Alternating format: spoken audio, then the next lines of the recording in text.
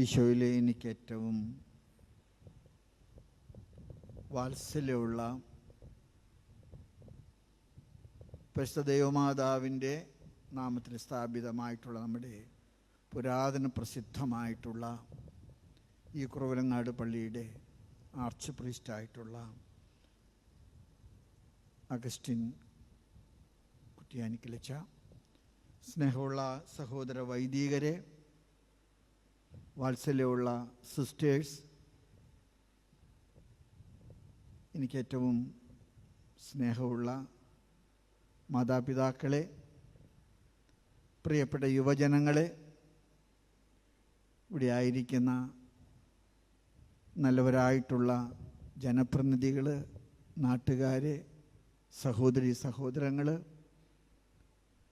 പ്രിയപ്പെട്ട കുഞ്ഞുമക്കളെ, ഒരുപാട് വികാര വായ്പോട് കൂടിയിട്ടാണ് ഞാൻ ഈ ദേവാലയത്തിൽ മേജർ ആർച്ച് ബിഷപ്പ് എന്ന നിലയിൽ ആദ്യമായിട്ട് ഈ പരിശുദ്ധ കുർബാന നിങ്ങൾക്ക് വേണ്ടി നിങ്ങളോടൊത്ത് അർപ്പിക്കുന്നത്. വാക്കുകൾ കൊണ്ട് പ്രകടിപ്പിക്കാൻ കഴിയാത്ത വിധത്തിലുള്ള കടപ്പാട് ഈ പള്ളിയോടും ഈ നാടിനോടും ഈ ഇടവകയോടും എല്ലാറ്റിലുപരി പാലാ രൂപതയോടും എനിക്കുണ്ടെന്നുള്ളത് ഞാനിവിടെ പരസ്യമായിട്ട് ഓർമ്മിക്കുകയാണ്. മേജർ ആർച്ച് ബിഷപ്പിൻ്റെ ഭരണസംബന്ധമായിട്ടുള്ള സാമ്പത്തിക കാര്യങ്ങളിൽ ഏറ്റവും കൂടുതൽ കരം തരുന്ന, ഒരുപക്ഷെ ഒരു നിർബന്ധവും നമ്മൾ ചെലുത്താതെ തന്നെ ഇഷ്ടത്തോടുകൂടെ സഹായിക്കുന്ന ഒരിടമാണ് ഈ ദേവാലയം, ഈ ദേവാലയത്തിലെ ജനങ്ങളൊക്കെ. ഞാനിവിടെ ആയിരിക്കുന്നത് നിങ്ങൾ കാണിക്കുന്ന അനിതര സാധാരണമായിട്ടുള്ള ഔദാര്യത്തിന്, നിങ്ങൾ നൽകുന്ന പിന്തുണയ്ക്ക് നിങ്ങളോടൊക്കെ കടപ്പാടുണ്ടെന്നും എൻ്റെ കൃതജ്ഞത വാക്കുകൾ കൊണ്ട് പ്രകടിപ്പിക്കാൻ കഴിയാത്തതാണെന്നൊക്കെ പറയാൻ വേണ്ടിയിട്ടാണ്.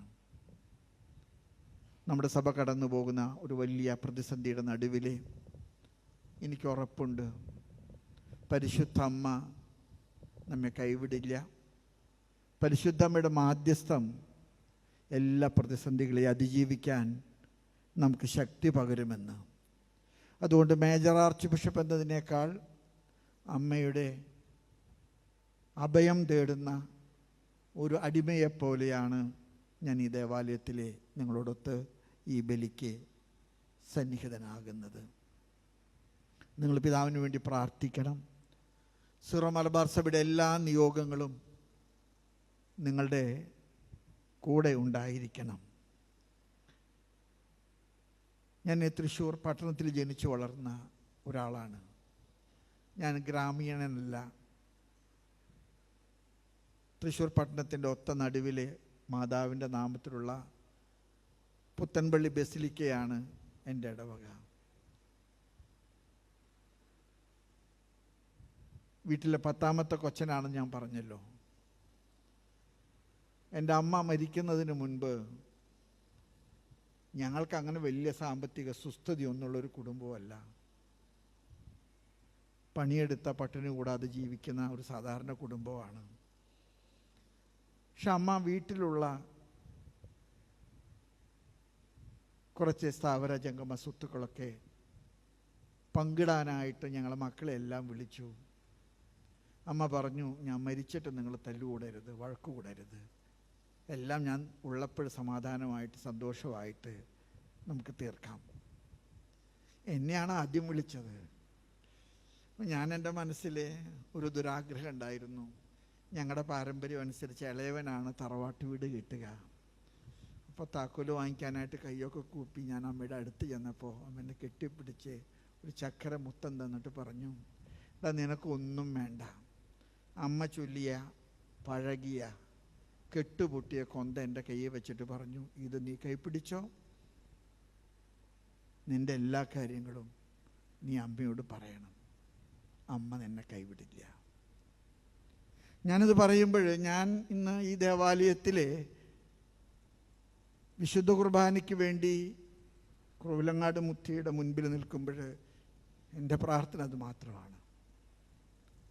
ഈ സഭ കടന്നു പോകുന്ന എല്ലാ പ്രതിസന്ധികളിലും അമ്മയെ കൈവിടല്ലേ. കാനായിലെ കല്യാണ വിരുന്നിലെ ഇത്ര മനോഹരമായിട്ടുള്ളൊരു നിമിഷം നിങ്ങളൊന്ന് ചിന്തിച്ച് നോക്കി. ഒരു കുടുംബത്തിൻ്റെ മാനം മുഴുവൻ നഷ്ടപ്പെടുന്നൊരു നിമിഷം, വീഞ്ഞ് തീർന്നു പോയ കുടുംബം. ആ വാക്കുകളുടെ പിറകിലെ ഒരു അപമാനത്തിൻ്റെ ഹിമാലയ പർവ്വതമുണ്ട്. ആരുടെ മുമ്പിലും തലപൊക്കി നോക്കാൻ പറ്റാത്ത വിധത്തിലെ അപമാനിതമായ ഒരു കുടുംബത്തിലെ അമ്മ ആദ്യമായിട്ട് മോനോട് പറയുന്നൊരു കാര്യമുണ്ട്, മോനെ അവർക്ക് വീഞ്ഞില്ല. ആ വാക്കുകളുടെ പിറകിലെ അമ്മ ഒളിച്ചു വെക്കുന്ന ഒരു വികാരമുണ്ട്.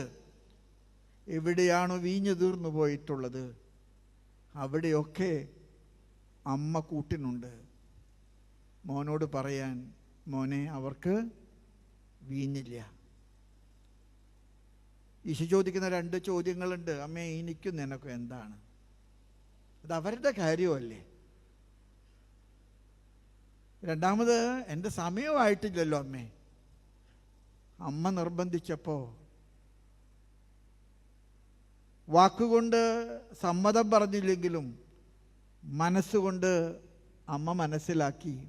അമ്മ പരിചാരകരോട് എന്താ പറഞ്ഞത്? അവൻ പറയുന്നത് പോലെ നിങ്ങൾ ചെയ്യുക. ആ കൽഭരണികളിൽ വെള്ളം നിറച്ചുവെന്ന് പറയുന്നുണ്ട്. പക്ഷെ സുവിശേഷത്തിൻ്റെ വ്യാഖ്യാതാക്കൾ പറയുന്നത് ആ ഭരണികളിൽ നിറച്ചത് ആ കുടുംബത്തിൻ്റെ കണ്ണുനീരാണ്. ആ കണ്ണുനീരിലാണ് ഈശോ അത്ഭുതം പ്രവർത്തിച്ചത്. അത് രുചിച്ച് നോക്കിയ കലവറപ്രമാണി പറഞ്ഞു, എനിക്ക് സങ്കടമുണ്ട്, നിങ്ങൾ കാണിച്ചത് മണ്ടത്തരമാണ്. എല്ലാവരും നല്ല വീഞ്ഞൽ ആദ്യം വിളമ്പുക, നിങ്ങളത് ഒളിച്ചു വെച്ചത് എന്തുകൊണ്ടാണ്? ഒരുപക്ഷെ സഭ കടന്നു പോകുന്ന ഈ വലിയ ഒരു പ്രതിസന്ധിയുടെ കാലഘട്ടത്തിലെ ഞാനും നിങ്ങളുമൊക്കെ ഒറ്റക്കാര്യം മാത്രമേ ചെയ്യണ്ടൂ, വീഞ്ഞ് തീർന്നു പോയെന്ന് അമ്മയോട് പറയണം. അമ്മ കൽഭരണികൾ നിറയ്ക്കും. നമ്മുടെ കണ്ണുനീര് കൊണ്ട് അമ്മ കൽഭരണികൾ നിറയ്ക്കും. അമ്മ നമ്മെല്ലാം സന്തോഷത്തിലേക്ക് എത്തിക്കുമെന്ന് എനിക്ക് ഉറപ്പുണ്ട്. അതുകൊണ്ട് ഞാൻ മേജർ ആർച്ച് ബിഷപ്പ് എന്ന നിലയിൽ എൻ്റെ ദൗത്യം മുഴുവൻ പരിശുദ്ധ അമ്മയുടെ കരങ്ങളിൽ കൊടുക്കുന്നു. അതിൻ്റെ ഒരു അടയാളമായിട്ടാണ് ഈ കുറവലങ്ങാട്ടത്തെ നമ്മുടെ ഏറ്റവും പുരാതനമായിട്ടുള്ള ചരിത്രത്തിലെ എവിടെയെങ്കിലും മാതാവിൻ്റെ നാമത്തിലെ ഒരു പള്ളി സ്ഥാപിച്ചുവെന്ന്, I am not speaking about India, in the whole world, പരിശുദ്ധ അമ്മയുടെ നാമത്തിലെ ഒരു പള്ളി സ്ഥാപിച്ചുവെന്ന് രേഖപ്പെടുത്തിയിരിക്കുന്ന, അമ്മ പറഞ്ഞ സ്ഥലത്ത്, അമ്മ കാണിച്ച സ്ഥലത്ത് പണിതുവെന്ന് വിശ്വസിക്കുന്ന ഈ അമ്മയുടെ വലിയ തീർത്ഥാടന കേന്ദ്രത്തിൽ വന്നിരിക്കുന്നത്. അമ്മ എല്ലാം പരിഹരിക്കും. എല്ലാ കണ്ണുനീരും അമ്മ ഏറ്റവും മേൽത്തരം വീഞ്ഞാക്കി മാറ്റുമെന്ന് എനിക്ക് ഉറപ്പുണ്ട്. സ്നേഹമുള്ളവരെയും, നമ്മൾ ഉയർപ്പ് കാലത്തിൻ്റെ 3-ാമത്തെ ഞായറാഴ്ചയിലാണ്. ഇന്നത്തെ വായനകളൊക്കെ വളരെ ശ്രദ്ധേയമാണ്. ഇന്നത്തെ 1-ാമത്തെ വായന പുറപ്പാടിൻ്റെ പുസ്തകത്തിൽ നിന്നുള്ളതാണ്. പുറപ്പാടിൻ്റെ പുസ്തകത്തിൽ നിന്ന് 3-ാമത്തെ അധ്യായത്തിൽ 1 തുടങ്ങി 12 വരെയുള്ള വചനങ്ങളാണ് ഇവിടെ നിങ്ങൾ വായിച്ചു കേട്ടത്. ദൈവം മോശയെ വിളിക്കുന്നതാണ്. ദൈവം മോശയെ വിളിക്കുന്നതാണ്. മോശ ആട്ടിടയനായിരുന്നു. അക്കാഡമിക്കായിട്ട് യാതൊരു ക്വാളിഫിക്കേഷനും ഇല്ലായിരുന്നു. പക്ഷെ ദൈവം മോശയെ വിളിക്കുമ്പോൾ മോശ പറയുന്നുണ്ട്, ഫറവോയുടെ അടുക്ക പോകാൻ എനിക്ക് കഴിയില്ല, കാരണം എനിക്ക് വിക്കലുണ്ട്, പറഞ്ഞൊപ്പിക്കാൻ എനിക്ക് സാധിക്കുകയില്ല, അതുകൊണ്ട് നീ എന്നെ മാറ്റണം, എനിക്ക് പകരം വേറെ ആരെയെങ്കിലും വിടണം. യഹോവയായ കർത്താവ് പറഞ്ഞു, ഞാൻ നിന്റെ കൂടെയുണ്ട്, നിന്റെ വടി താഴെയിടുക,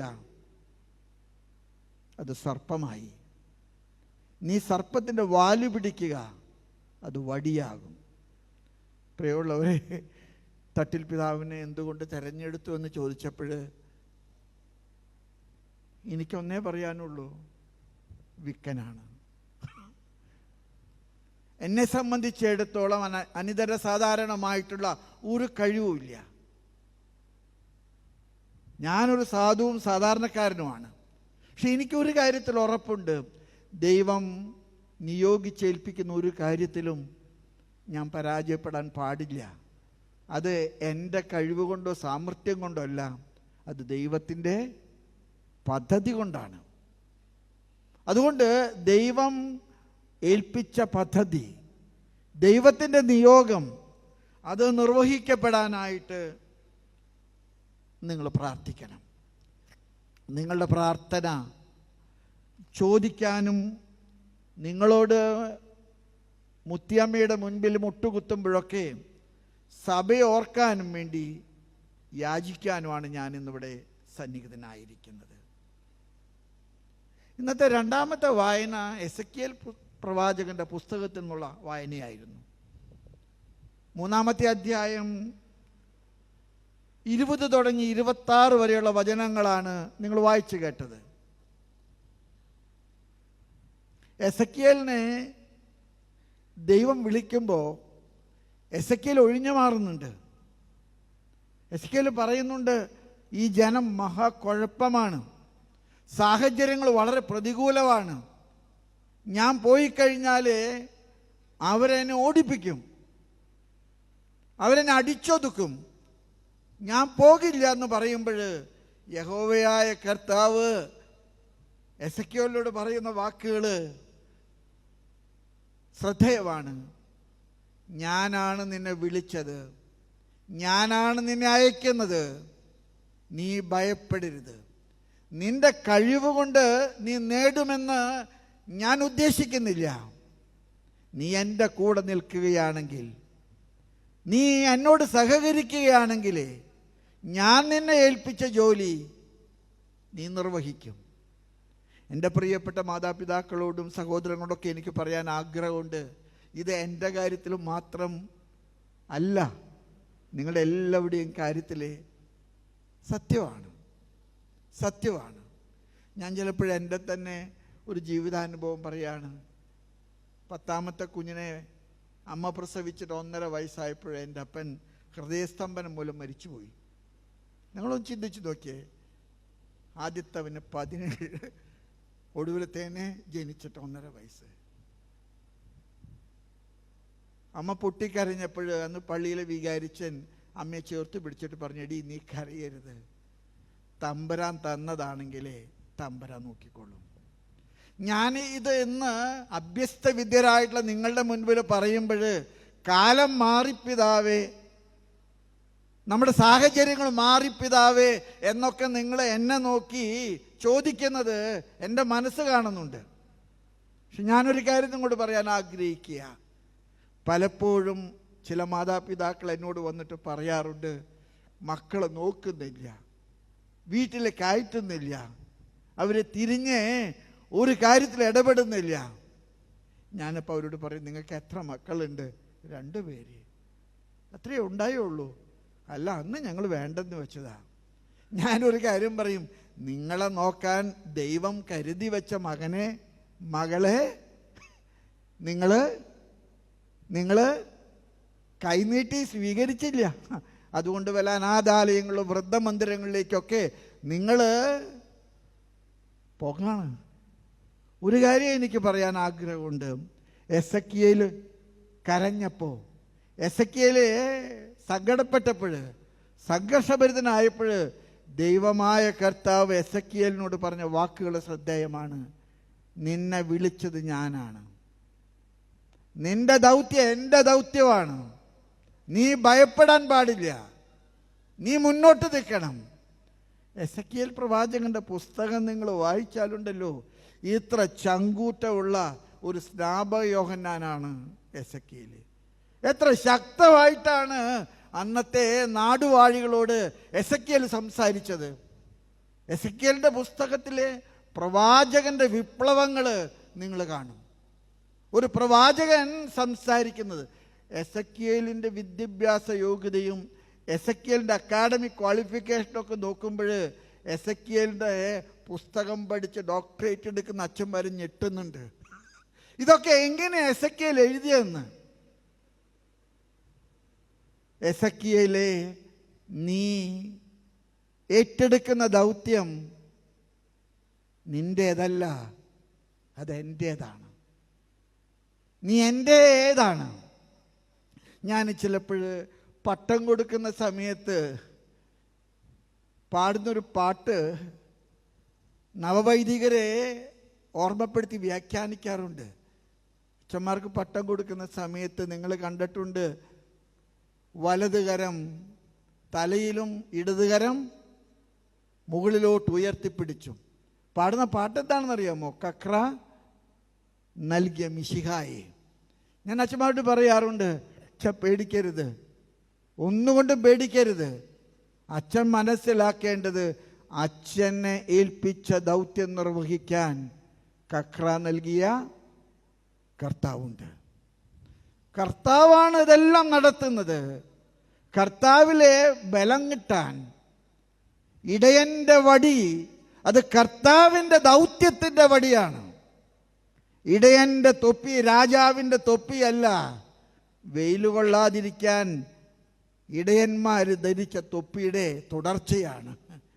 എപ്പോഴൊക്കെ വെയിലുണ്ടോ, എപ്പോഴൊക്കെ മഴയുണ്ടോ, എപ്പോഴൊക്കെ കൊടുങ്കാറ്റുണ്ടോ എന്നാണോ നിങ്ങൾ നഷ്ടധൈര്യരാകുന്നത്, അന്ന് ദൈവമായ കർത്താവിനൊരു വാക്കുണ്ട്, ഈ ദൗത്യം നിന്റെ തറവാട്ട് ദൗത്യമല്ല, ഇതെൻ്റെ ദൗത്യമാണ്. ഞാനാണ് നിന്നെ വിളിച്ചത്. അതുകൊണ്ട് നിന്റെ ദൗത്യം പരാജയപ്പെട്ടാലേ ഞാൻ പരാജയപ്പെടും. അതുകൊണ്ട് നീ കൂട്ടുപങ്കാളിയാണ്. എൻ്റെ മാതാപിതാക്കളോടൊക്കെ എനിക്ക് പറയാൻ ആഗ്രഹമുണ്ട്, നിങ്ങളുടെ ദാമ്പത്യ ജീവിതം ഉണ്ടല്ലോ, അതൊരു കൂട്ടുപങ്കാളിത്തമാണ്. It is a coresponsibility. ദൈവം രണ്ട് കാര്യം 2 പ്രാവശ്യം ചെയ്യാത്തതുണ്ട്. ഒന്ന്, സൃഷ്ടികർമ്മം നടത്തിയ ശേഷം താക്കോൽ ആദാമിൻ്റെ ഹവ്വായുടെ കയ്യിൽ കൊടുത്തിട്ട് പറഞ്ഞു, ഇനി പണി ഞാൻ ചെയ്യില്ല, നിങ്ങൾ ചെയ്തേക്കണം. വർദ്ധിക്കുക, പെരുകുക, ഈ ഭൂമിയെ കീഴടക്കുക. പെസഹായിൽ അപ്പം മുറിച്ച് ശിഷ്യന്മാർക്ക് കൊടുത്ത ശേഷം കർത്താവ് മേലങ്കി അണിഞ്ഞ് പന്തിയിൽ വന്നിരുന്നിട്ട് പറഞ്ഞു, ഇത് നിങ്ങൾക്ക് വേണ്ടി മുറിക്കപ്പെട്ട അപ്പമാണ്, ഇനി ഞാനിത് ചെയ്യുകയില്ല. എൻ്റെ നാമത്തിൽ ഒന്നിച്ചു കൂടുമ്പോൾ നിങ്ങൾ, പ്രിയമുള്ള എൻ്റെ സഹോദരങ്ങളെ, നിങ്ങളെല്ലാവരും മനസ്സിലാക്കണമെന്ന് ഞാൻ ആഗ്രഹിക്കുന്ന ഒരു കാര്യമുണ്ട്. നമ്മളെ ഏൽപ്പിച്ച ദൗത്യം നമ്മുടെ സ്വകാര്യ ദൗത്യമല്ല, അത് കർത്താവിൻ്റെ ദൗത്യത്തിലെ എന്നെ കൂട്ടുപങ്കാളിയാക്കാൻ വിളിച്ചതാണെന്നുള്ള ഒരു തിരിച്ചറിവ്. ആ തിരിച്ചറിവ് നഷ്ടപ്പെടുമ്പോഴാണ് സഭയ്ക്ക് ദിശ തെറ്റുന്നത്. ആ തിരിച്ചറിവ് നഷ്ടപ്പെടുമ്പോഴാണ് ഞാനും നിങ്ങളും ധൂർത്തപുത്രനെ പോലെ വഴിതെറ്റിപ്പോകുന്നത്. ഞാനൊരിക്കൽ ആഫ്രിക്കയിൽ ചെന്ന് കഴിഞ്ഞപ്പോൾ ഒരു കുടുംബത്തിലെ 4 മക്കൾ, പക്ഷെ ആദ്യത്തെ 3 കുട്ടികളും മെൻ്റലി ചലഞ്ചഡാണ്. ആ വാക്കിൻ്റെ അർത്ഥം നിങ്ങൾ മനസ്സിലാക്കി. മറ്റേ വാക്ക് ഇപ്പോൾ പറയാൻ പാടില്ലെന്നാണ് പറയുന്നത്. മെൻ്റലി ചലഞ്ച്, ബുദ്ധിക്ക് അല്പം കുറവുള്ള കുഞ്ഞുങ്ങൾ. ഞാൻ ഈ 3 കുട്ടികളെ കണ്ടിട്ട് ഞാൻ അവരോട് ചോദിച്ചു, നിങ്ങൾ ഈ 4ാമത്തെ കുട്ടിയെ സ്വീകരിക്കാൻ? അവരെന്നോട് കരഞ്ഞുകൊണ്ട് പറഞ്ഞു, ഞങ്ങളുടെ 4ാമത്തെ മോൻ ഈ അടുത്ത കാലത്ത് നാട്ടിൽ ജനിച്ചതിൽ ഏറ്റവും ബുദ്ധിയുള്ളവനാണ്. അവൻ നല്ല കുട്ടിയാണ്, കഴിവുള്ള കുട്ടിയാണ്. ഈ 3 പേരെ നോക്കാൻ ദൈവം അവനെ ഞങ്ങൾക്ക് നൽകിയതാണ്. ഞാൻ ചിലപ്പോഴൊക്കെ നമ്മുടെ ജീവിതത്തിൽ നമ്മൾ പലപ്പോഴും കംഫർട്ടബിലിറ്റി, അതാണ് ഇന്നത്തെ ഒരു സ്റ്റാൻഡേർഡ്, കംഫർട്ടബിലിറ്റി. എല്ലാം എനിക്ക് അനുകൂലമാകണം, എല്ലാം എൻ്റെ സൗകര്യങ്ങൾക്ക് കർത്താവ് ഒതുക്കി തരണം. ആ ഒരു നിലപാടാണ് സഭ ഇന്ന് നേരിടുന്ന ഏറ്റവും വലിയ പ്രതിസന്ധി. ഞാനും നിങ്ങളും വെല്ലുവിളികളെ ഏറ്റെടുക്കാനായിട്ട് മുന്നോട്ട് വരുന്നില്ല. വെല്ലുവിളികളില്ലാത്ത ഒരു ലോകത്തെക്കുറിച്ചാണ് നമ്മൾ ഇന്ന് ചിന്തിച്ചു കൊണ്ടിരിക്കുന്നത്. സ്നേഹമുള്ളവരെ, നമ്മൾ മനസ്സിലാക്കേണ്ട മറ്റൊരു വലിയ കാര്യമാണ് ഇന്നത്തെ ലേഖന ഭാഗം നമുക്ക് നൽകുന്നത്. ഇന്നത്തെ ലേഖന ഭാഗത്തിൽ പറയുന്ന ഏറ്റവും പ്രധാനപ്പെട്ട കാര്യങ്ങൾ ദാനങ്ങളുടെ വൈവിധ്യങ്ങളെക്കുറിച്ചാണ്. ദാനങ്ങളുടെ വൈവിധ്യം. ദൈവം മനുഷ്യനെ നൽകുന്ന പരിശുദ്ധാത്മാവിൻ്റെ കൃപാവരങ്ങൾ വൈവിധ്യമുള്ളതാണ്.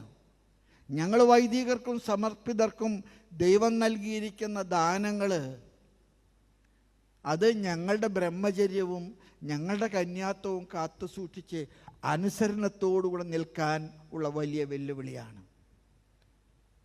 ദാമ്പത്യത്തിൽ ദൈവം നിങ്ങളെ ഏൽപ്പിക്കുന്ന ഏറ്റവും മനോഹരമായിട്ടുള്ളൊരു ദൗത്യമുണ്ട്. ഞാൻ ചിലപ്പോഴൊക്കെ ഓരോരുത്തരെ വൈദിക ജീവിതത്തിൽ പ്രതിസന്ധിയാണ്, വിട്ടുപോകണം എന്നൊക്കെ പറഞ്ഞ് വരുമ്പോൾ ഞാൻ അവരോട് പറയാറുണ്ട്, അച്ഛൻ ഞാനൊരു കാര്യം അച്ഛനോട് പറയട്ടെ, അച്ഛൻ പൗരോഹിത്യത്തിൻ്റെ ബ്രഹ്മചര്യത്തിൽ ബുദ്ധിമുട്ടുണ്ടെങ്കിൽ വിട്ടുപോകുന്നതിൽ എനിക്ക് വിരോധമില്ല. പക്ഷെ അച്ഛൻ മനസ്സിലാക്കണം, അക്കരെ പച്ചയല്ല. കല്യാണം കഴിച്ചാൽ എല്ലാം എളുപ്പമാകുമെന്ന് അച്ഛൻ കരുതുന്നുണ്ടെങ്കിൽ യു ആർ റോങ്. ഞാൻ ചിലപ്പോൾ നിങ്ങളാൽമാരോട് എനിക്ക് പറയാൻ ആഗ്രഹമുണ്ട്, ഞങ്ങളുടെ ബ്രഹ്മചര്യ ജീവിതം വലിയ പീഡാനുഭവത്തിൻ്റെ ഗാകുൽത്തയാണ്. ഇതൊക്കെ ഞങ്ങൾക്കും നിങ്ങൾക്കൊക്കെ അറിയാം. പക്ഷെ നിങ്ങൾ വഹിക്കുന്ന ഭാരമുണ്ടല്ലോ, ആ ഭാരം മറ്റൊരു ഗാകുൽത്തയാണെന്ന് ഞങ്ങൾ തിരിച്ചറിയുന്നു. ഞങ്ങൾ തിരിച്ചറിയും. നമ്മുടെ മക്കളിലൂടെ, നമ്മുടെ തലമുറകളിലൂടെ ഒരുപക്ഷെ നമ്മുടെ സഭയുടെ ഏറ്റവും വലിയ ശക്തി എന്ന് പറയുന്നത് നമ്മുടെ മതബോധനമോ നമ്മുടെ ദൈവശാസ്ത്ര പഠനങ്ങളോ നമ്മുടെ സെമിനാരികളോ നമ്മുടെ നൊവീഷ്യേറ്റ് ഭവനങ്ങളോ ഒന്നും ആണെന്ന് ഞാൻ കരുതുന്നില്ല. അതെല്ലാം നമ്മുടെ കുടുംബങ്ങളുടെ പാരമ്പര്യമാണ്.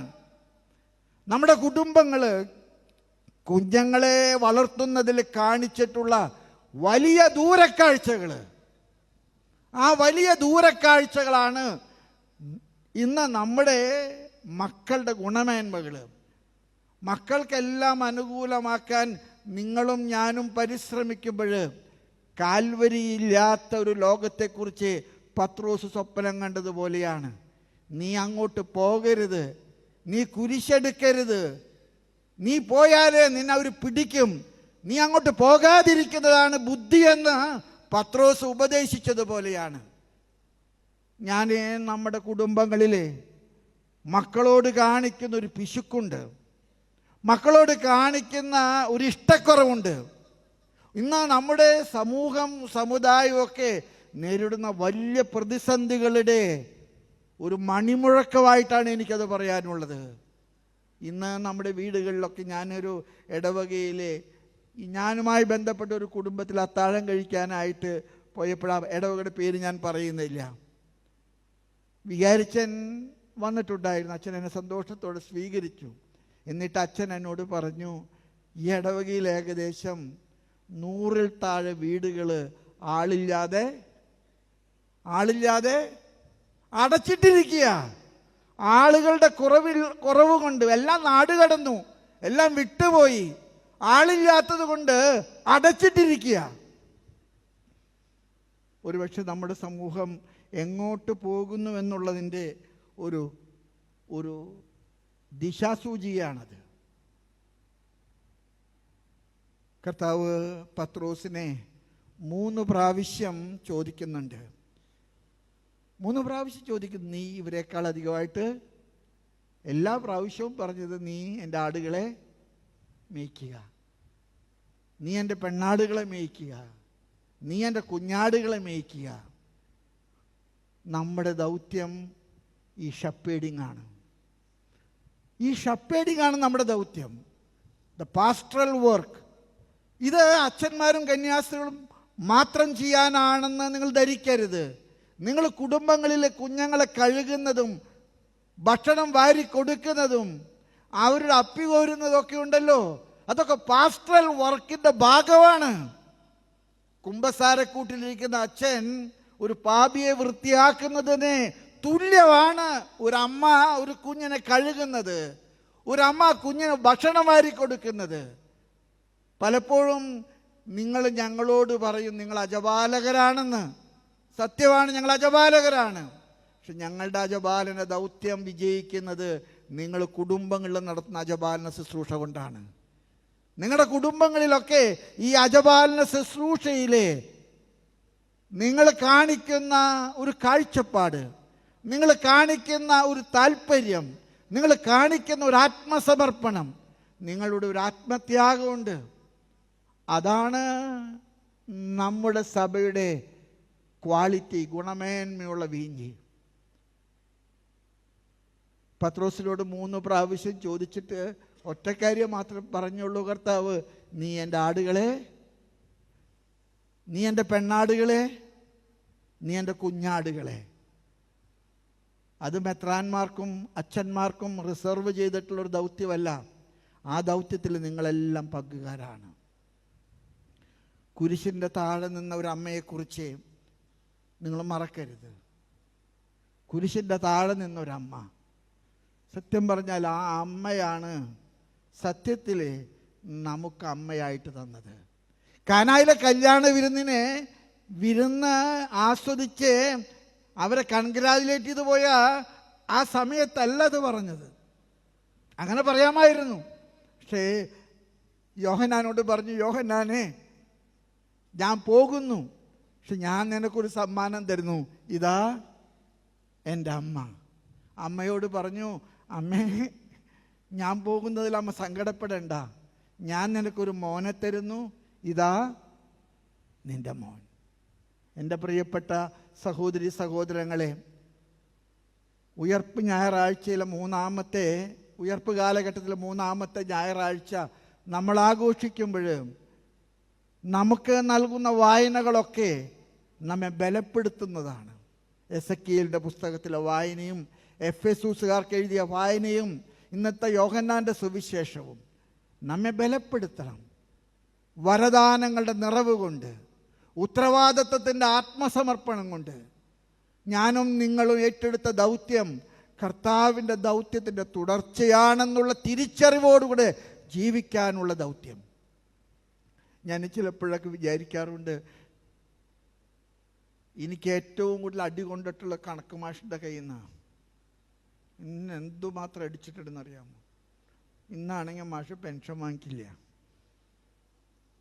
എൻ്റെ അമ്മ എന്നോട് പറഞ്ഞു, പട്ടത്തിന് മുമ്പ് ഒന്ന് പോയിട്ട് മാഷിൻ്റെ കയ്യിൽ നിന്ന് ഒരു അനുഗ്രഹം മേടിക്കണം. ഞാൻ പറഞ്ഞു, ഞാൻ പോകില്ല. അമ്മ പറഞ്ഞു, എന്താ നീ പോവാത്തേ? അത് ചെന്ന് കഴിഞ്ഞാൽ പട്ടിക ചോദിക്കും. കുട്ടികൾക്ക് ഇപ്പോൾ അത് പറഞ്ഞാൽ മനസ്സിലായി, ടേബിള്.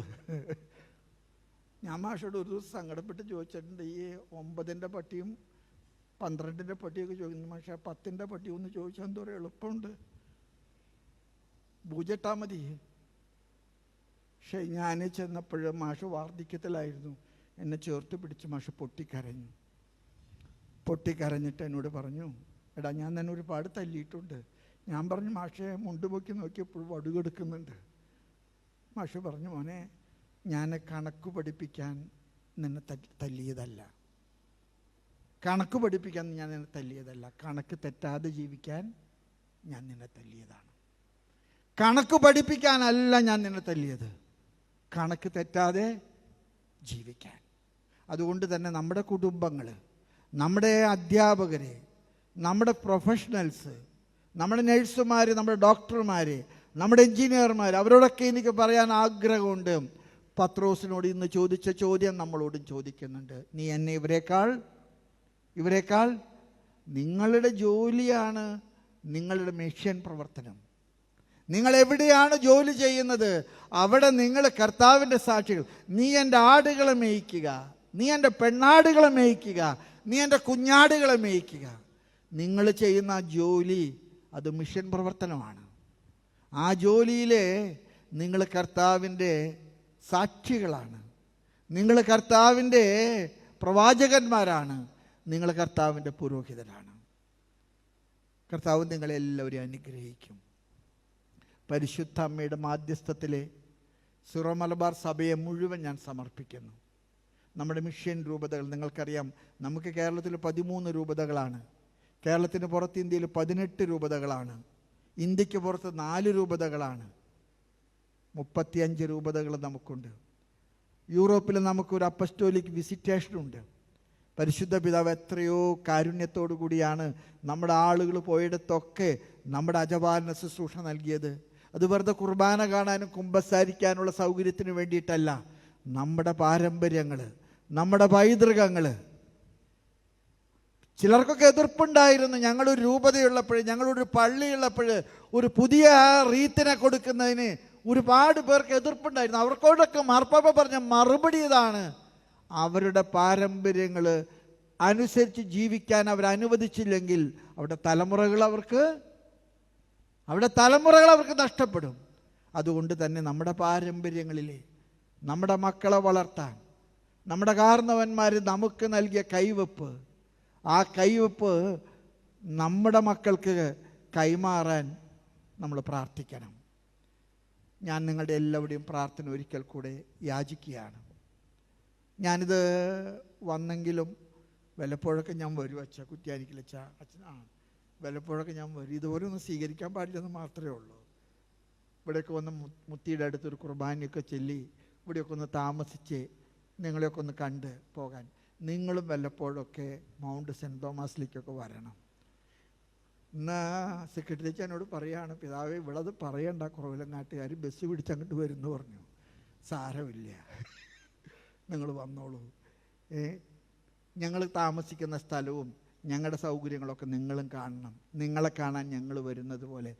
അതുകൊണ്ട് സിറോ മലബാർ സഭ ഘടനാപരമായിട്ടുള്ള ഒരു ഗോത്തിക് സ്റ്റൈൽ പള്ളിയൊന്നുമല്ല, നമ്മുടെ കുടുംബങ്ങളുടെ ഒരു തുടർച്ചയാണ്. നിങ്ങൾ കുടുംബങ്ങളിലെ ഉള്ളത് പങ്കിടുന്നത് പോലെ, ഒന്നിച്ച് കരം കോർക്കുന്നത് പോലെ നമ്മുടെ സഭയുടെ എല്ലാ പള്ളികളും എല്ലാ രൂപതകളും എല്ലാ സന്യാസ സമൂഹങ്ങളും കരം കോർക്കുന്നതാണ് നമ്മുടെ ശക്തി. കാശും പുത്തനും ബാങ്കിൽ കെടുക്കുന്നതും പറമ്പും ആധാരവും ഒന്നുമല്ല നമ്മുടെ ശക്തി. നമ്മുടെ ജനത്തിൻ്റെ തറവാടിത്തവും നമ്മുടെ ജനത്തിൻ്റെ കുലീനത്വവും നമ്മുടെ പൈതൃകങ്ങളുടെ കാത്തുസൂക്ഷിക്കാൻ വിശ്വസ്ത, അതാണ് നമ്മുടെ സമ്പത്ത്. അത് കളയാതെ സൂക്ഷിക്കാൻ ഞാൻ പരിശ്രമിക്കും. എൻ്റെ പരിശ്രമങ്ങൾക്ക് നിങ്ങൾ കരുത്ത് നൽകണം. ഞാൻ നിങ്ങളുടെ എല്ലാവരുടെയും പ്രാർത്ഥന യാചിച്ചുകൊണ്ട് നിങ്ങളെല്ലാവരെയും പരിശുദ്ധ അമ്മയുടെ കൈകളിലൂടെ ഈശോയ്ക്ക് കൊടുത്തുകൊണ്ട് പിതാവിൻ്റെയും പുത്രൻ്റെയും പരിശുദ്ധാത്മാവിൻ്റെയും നാമത്തിൽ